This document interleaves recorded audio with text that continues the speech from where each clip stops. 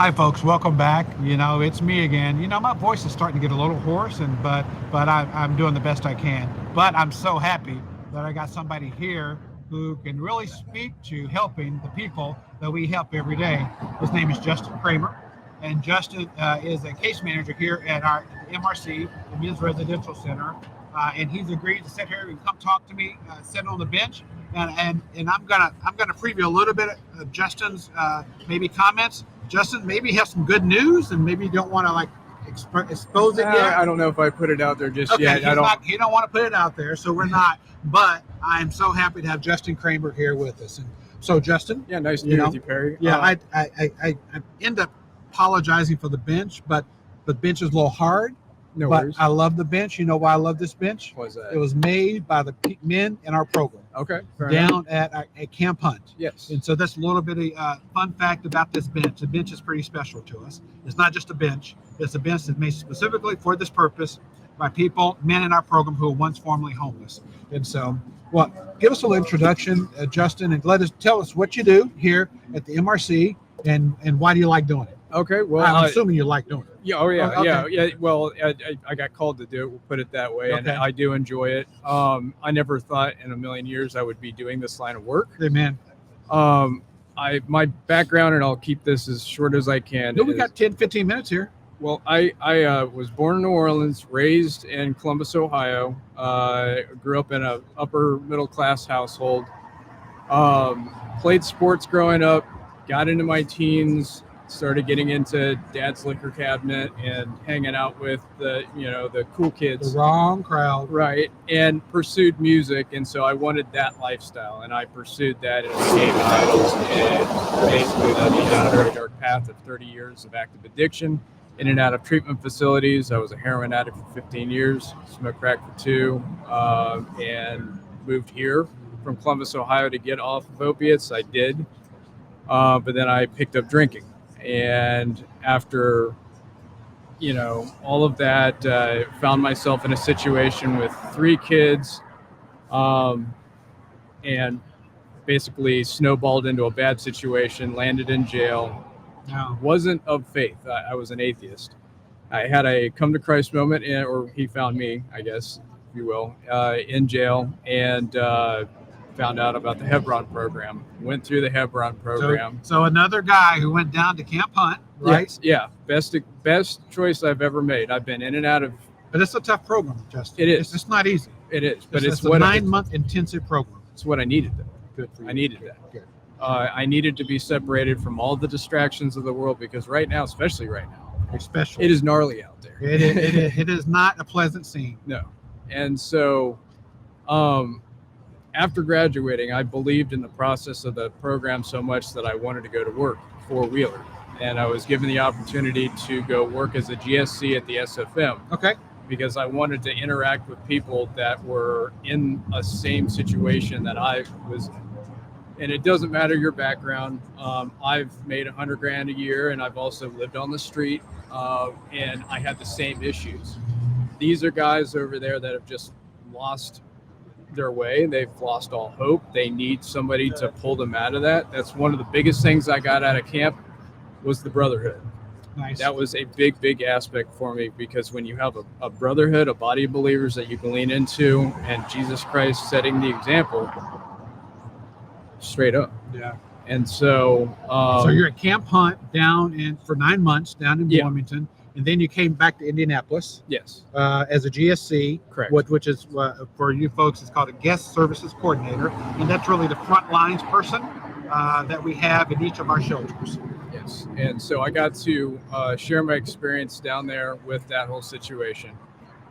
About 3 months into working there and staying here in the transitional care, I was presented with the opportunity to be an intake case manager over support and Hebron intake. Okay. And so I am able to go out and talk to guys that are in jail, that are in treatment facilities. When they come over from the shelter, I'm one of the first persons people that they speak with, give them my experience, see where they're at.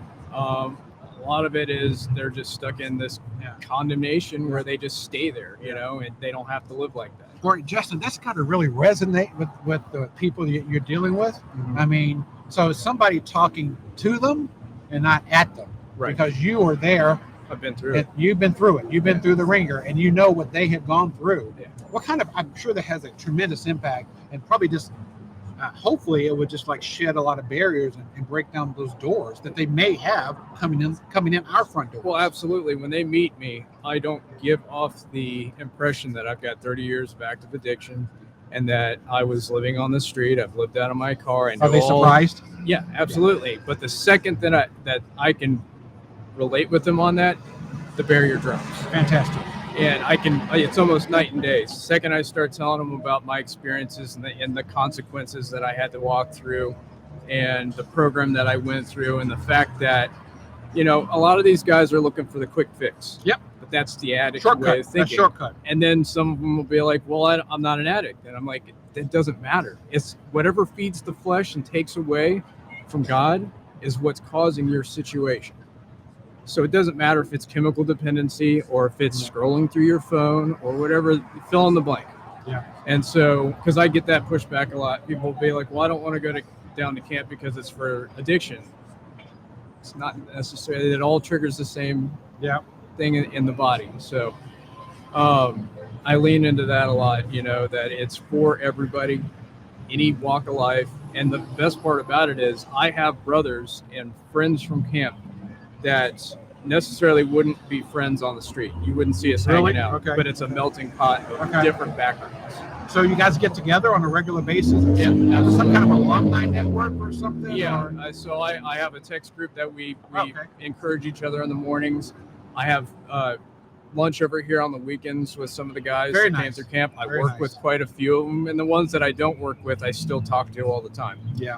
And if I'm making a big decision, I will lean into them on that and see, what their take is on it, because I know at the end of the day, we're all going to go back to scripture and work through it that way. Yeah. Tell us a little bit about some stuff you're working on, maybe some personal stuff. So what are the personal things you're working on? Personal things that I'm working on currently, some achievements I've made is I've gone through some of the training here as far as the Genesis process. Yep, exactly. I'm certified in that now, and I'm going through the ACBC classes, which is addiction counseling and biblical counseling. That's great. I'm also working on reconciliation with my family. You are? Okay, great. Which everybody in my family had washed their hands of, with the exception of my stepfather, who was the one that introduced me to the camp. Okay. I had this brand new So he faith. told you about Wheeler, your stepfather did. Yeah. Okay. I had this brand new faith, and all he said was, it's a 9-month program down in Bloomington, Indiana. Not a quick fix. And basically out in the woods. And Nowhere. It's You're at nowhere. Faith-based program. But I had just come to Christ. I had this newfound faith. The only way to practice faith is to practice faith and take that step in faith. And I said, well, I got this new faith. I need to lean into it and see what God has for me.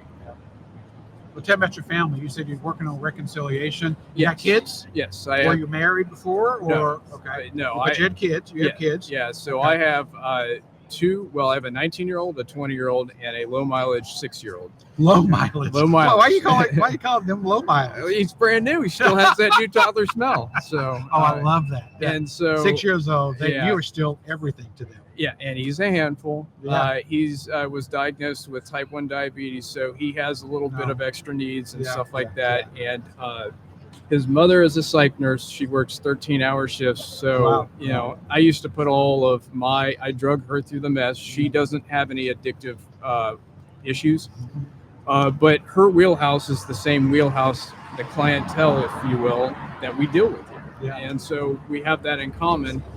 She can understand the struggle, but more or less I was using that whole situation, dragging her through the mess, dragging my family through the mess, and at some point she was done. With everything that's gone on and the changes that have come down the pipe, and that's all glory to God, she sees the difference. We're working through it. We're in reconciliation now. Lord willing, at some point we can marry. But I get to see my child all the time. I get to see them all the time. And it's working. Yeah. Well, that's fantastic. So we'll be praying for that. I mean, Thank you. family reconciliation is key. Yes. It's part of this whole holistic Yeah. recovery thing that we call life transformation. Yes. And you still got a ways to go, right? And one of the best parts about working here is I get to see all these kinds of miracles in other guys' lives too, and that furthers my faith. Yeah, yeah. Knowing that you used to be there, but if they just hang in and hang on and submit to God, Right. and follow the program, work the program, Sure. right? I mean, there are all kind of different programs that we have, but if we've been at this 132 years. Right. Next week will be 132 years, so we know a thing or two about it. Sure. And if they just trust us and trust God, right, it's going to work out fine for them. And the thing is it's not easy, but anything good is never easy. And part of that process is being refined into what God had planned for you. Yeah. And sometimes that's a painful process.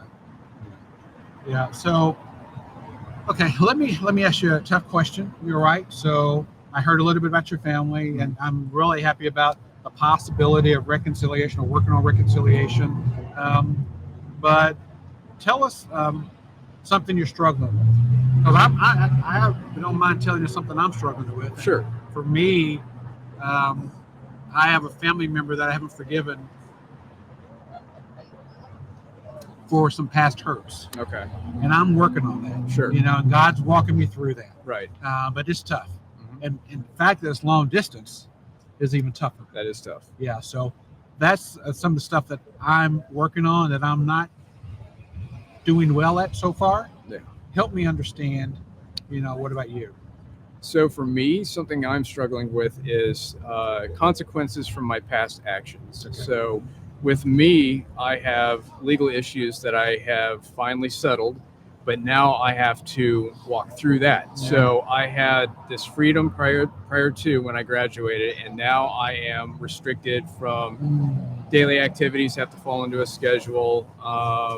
And that's fine. And that's something that, maybe that was God trying to show me something in this. And so that's something I struggle with, but I know that will all in due time be done. But well, good luck with that. We'll be praying for that. Thank you. I appreciate it. It's not easy either at all. No, but I have a good brotherhood to lean into, my family coming back. I'm grateful for the things that I have. So. But, Wheeler's here, and I was telling somebody before, 40% of our employees have gone through our programs, but we know sometimes relapses happen. Yes, right? I do. And you've probably seen that already. For me, it was every 3 months. I mean, it was really? A merry-go-round. I even had it down to a science where I would get to a certain point, I would go to rehab, I would call my employer, I would have them file the FMLA because it's considered a disability. Okay. I would draw a disability. I would send it off to my son's mother because that's being a man, and leave the weight of the world on my family's shoulders. Yeah. I would get out of rehab in about 3 months. I would repeat the process. It was a kind of a joke at work where they would call it my fishing trip. Everybody Justin's knew fishing trip, right? Justin's back on his fishing trip. So, Wow. It's unfortunate, but that was the way it rolled. Are you going to be here at Wheeler for a little bit? You're a case manager with us, and I plan on to be here. Yeah. Okay. I mean, as long as the Lord will keep me here. Yeah. We're happy to have you. But I realize and recognize that our employees could go and do other things, make a whole lot more money than they're making here. Right. But I doubt that they can make the impact. That's very true. Have the experiences and actually in the process be blessed right as much in a job out there outside of Wheeler. And I've worked a lot of I have a background in sales and music. Okay. And so I could tell sales. And I am used to making a lot of money, but this is where I feel like I'm making the most impact. With my other jobs, I use my talents that God blessed me with for my own self-gain. Yeah. So now it's my turn to use my talents that he blessed me with for his plan, his purpose. So what do you think I could do when I'm out there talking to a lot of groups, Rotary groups, different church groups, out there talking to people, some of these CEOs and corporations and, money people, high level donors. What can you tell me or give me that would help me in my my quest to bring awareness about what we do here at Wheeler, because it's such a misconception. Sure. I mean, from the top to the bottom, people think all we do is provide, food, clothing, and shelter. And I try to tell them we're so much more than that. Sometimes people that are in these situations need somebody to speak life into them, to encourage them to make the changes. Right now, there's a really bad narrative that's being pushed into the world. I mean, all you have to do is turn the TV on and it's everywhere. Which one? There's a whole bunch of bad narrative. Everything, yeah. Anything that's being pushed right now. And so the world tells people you're a bad person, you have a bad past, you're whatever, gets you into this situation. And sometimes all it is somebody just being nice and asking, how's your day? What's going on with you? And these guys will open up to you and tell you what's going on. And sometimes they just need a little encouragement to get out of that situation where they're being, they've got that voice in their head, you're a bad person because you've done X, Y, and Z, and you'll never amount to anything. But all they need is one person to say, hey, I believe that you can get yourself out of this situation. And a lot of these guys do. And all it takes is just a few people. Well, it's people like you that really help them get out of this situation. And organizations like Wheeler, Wheeler, we're blessed to be part of a community, what we call the continuum of care community. A lot of service providers here. People come together in organizations that help people just like Justin. And so Wheeler is not the only game in town. We just happen to be one of the biggest game in town.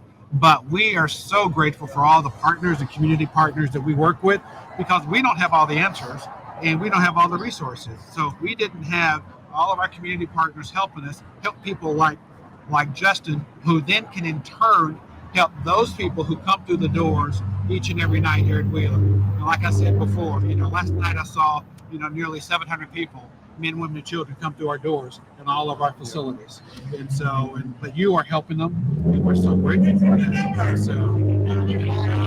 So I'm not supposed to acknowledge them, but hey, we're in the city, right? Yeah. And we're having conversations. Yes. My conversation that I care about is you. You're right here on the bench with me. So, but I really appreciate any last parting words for me or any advice for me. I'm your boss. Any last parting advice for me? Keep up the good work. Keep up the good work? Okay, Yeah. I will.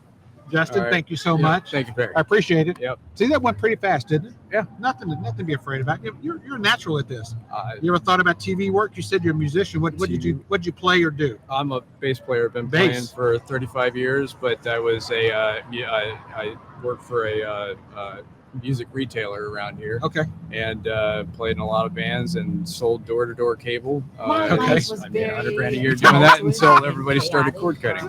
About the cable days, right? Yeah, We had to sell it door to door. Yeah, and then I was a sales manager at a music store and senior sales rep at a gym. I worked at the gym that was owned by Bob Lorimer, who gave Schwarzenegger a start. Oh wow! So anytime the Arnold Classic came to Columbus, Locally Ohio- here? No, this is Ohio. in Columbus, Columbus, Ohio. Ohio. Out in, the one that I worked at was Pickerington. Okay. And I happened to go to school with his daughter, Jessica Lorimer, which was Oh, really? just kind of Okay. small world. When I started Yeah. working there, and I went into one of the locations. I was like, "What are you doing here?" She's like, "My dad owns this place." I was like, Oh, "That's wow. not weird." Okay. Yeah. So, yeah, Are you working tonight? I just got off. Just got off. Okay. Yeah, so. Okay. Well, thank you. I appreciate it. Thank Now you. You can go home and get some food. Yeah. Right? I don't know what I'm going to do for food. I'm sure I'm going to get something from somebody. Sure. And by the way, if anybody wants to come down and give me food, I'll take it. I'm not proud. I need food here, so I would love donuts. What about donuts? So, but anyway, go home and have a good meal, Justin. All right. Well, Okay. thank you. Thanks a lot. Yep. Thank you so Nice much for talking with working you, here. Barry. Yep. Okay. Thank you. Thank you.